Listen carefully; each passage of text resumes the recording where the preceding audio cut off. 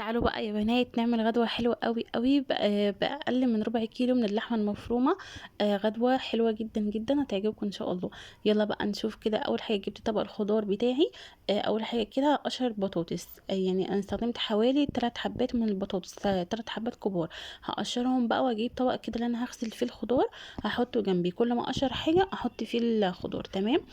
عايزه اقول لكم ان البطاطس دي نوعها حلو جدا يا جماعه. البطاطس اللي هي بيبقى فيها يعني زي طين كده شويه، احسن بصراحه من الرمليه.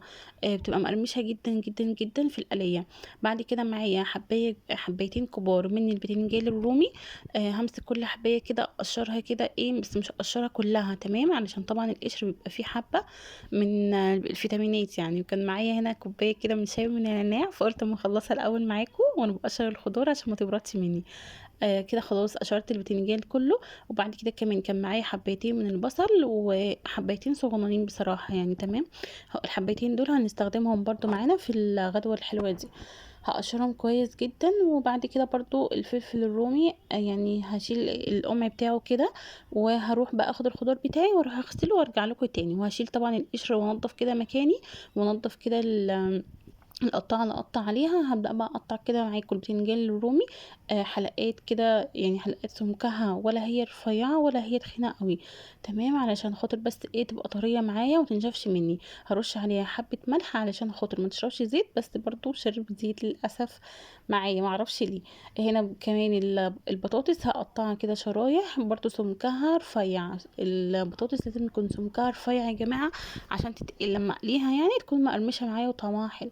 هنا بقى جبت طاسه، حطيت فيها كميه كده من الزيت، واول ما سخن خالص نزلت عليه بالبطاطس. انا الحقيقه نزلت بالبطاطس كلها، مش عارفه ليه، بس قلت ايه وكان الزيت لسه كتير. وطبعا اول حاجه تقلوها هي البطاطس، علشان خاطر لما بنقلي البتنجان بيغمق الزيت، فاحنا عايزين البطاطس تبقى لونها فاتح كده وحلوه.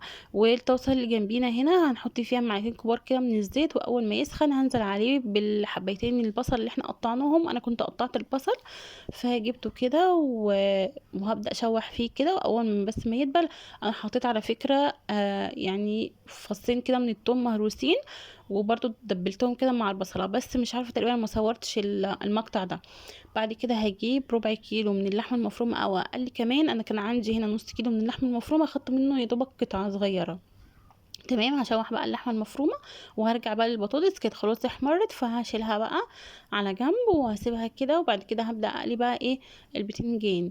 هنزل كده باربع شرايح كده من البتنجان، هدي عليه النار علشان ما يتحرقش مني. وانا بشوف اللحمه هحط عليها ربع معلقه من الفلفل الاسود وربع معلقه من السبع بهارات وهقلب. وبعد كده هنزل كنت ضربه طماطم في الخلاط، فهنزل بيها بقى ايه على اللحمه، علشان الطماطم دي هتبقى الصوص بتاعي يعني. تمام، بتاع الاكله كلها. هفضل اقلب كده فيه لحد بس ما تتسبك واللحمه كمان تستوي مع الطماطم. هرجع هنا بقى البتنجان واقلبه. عايزه اقول لكم يعني البتنجان ما تدوسوش عليه قوي في التحمير، لما بيكون لونه ذهبي كده بيكون طعمه حلو قوي قوي. غير كده بصراحه بيبقى مرر، يعني لما بتدوسي عليه في التحمير بيبقى مرر قوي. بعد كده بقى يا بنات هقلي الفلفل. كنت خلصت خلاص كميه البتنجان كلها، وعايزه اقول لكم البتنجان شرب مني الزيت كله تقريبا. فهنا بقى كنت بحمر الفلفل.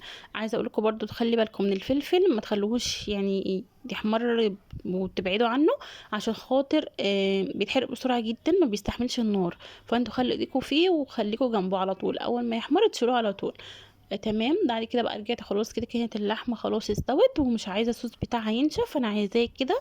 هحط لها بقى معلقه كده من الملح وهفضل اقلب فيها وهقفل عليها بقى. والحله اللي ورا دي انا كنت عامله فيها حبه رز ابيض، بس ما رضيتش اصوره معاكم عشان الفيديو هيبقى هيطول قوي. هنا هعمل حبه صغننين خالص من صوص البشاميل. هجيب كده معلقه كبيره من السمنه، وهنزل عليها بثلاث معالق كده من الدقيق، وهفضل اقلب اقلب واحمر كده الدقيق في السمنه. وافضلي ايدك فيه كده لحد ما يتحمر. بعد كده هجيب لبن، انا هستخدم كوبايه واحده بس يا جماعه من اللبن.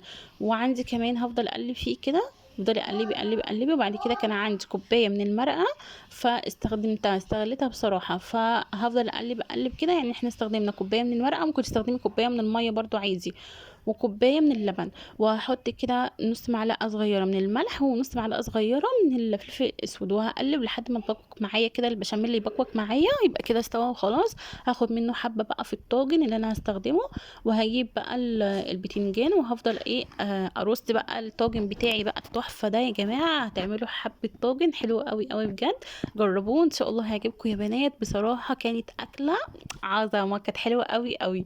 لو لسه بتشوفوا الفيديو متنسوش اللايك والشير، وتقولي رايكم في التعليقات. هبدا بقى ارص كده، والرص ده بتاعك انت، لو عايزه تبداي بالبطاطس ابداي، لو عايزه تبداي بالبتنجان ابداي. المهم انا رصيت كده بتنجان، وبعد كده بطاطس، وبعد كده فلفل، وبعد كده هحط بقى اللحمه المفرومه بتاعتي، وصوص بتاع الصلصه الجميل ده اللي هيخلي الطاجن بتاعك تحفه قوي قوي. يا جماعه متنسوش فصين الثوم مع البصله. بعد كده هرص بقى بتنجان تاني، وهنا البتنجان ما كانش قنطه، بس عادي مش مشكله خالص، مش مشكله. هو اصلا ما شاء الله الطاجن كان كبير جدا، عايزه اقول لكم انه فاض مننا لتاني يوم، يعني احنا كلنا نصه وفاض منه كمان، لان احنا كلنا كمان كنت عامله جنبه حبه كده من الرز الابيض، فكان جميل قوي، كانت اكله مشبعه جدا جدا جدا، وعجبت الاولاد قوي قوي قوي يا جماعه. فهنزل بقى باقي البشاميل كده من على الوش. وعايزه اقول لكم البشاميل كان مديها طعم تحفه، هو كان قليل قوي بصراحه، لان انا كنت خايفه منه، كنت خايفه يعني ما يتعجبش الاولاد بالبشاميل، بس طلعت تحفه. شايفين شكلها بعد ما طلعت من الفرن؟ انا بصراحه شغلت عليها الشوايه يعني 3 دقايق كده، فنشفت من فوق شويه، فكان طعمها حلو قوي. انتوا ممكن تفتحوا الشوايه لو عايزينها تنشف معاكم، فكان طعمها حلو بصراحه قوي قوي. متنسوش بقى اللايك والشير، وتقولوا لي رايكم في التعليقات، وتعملوا شير كتير قوي قوي للفيديو، ولايكات كتير يا جماعه. ماشي.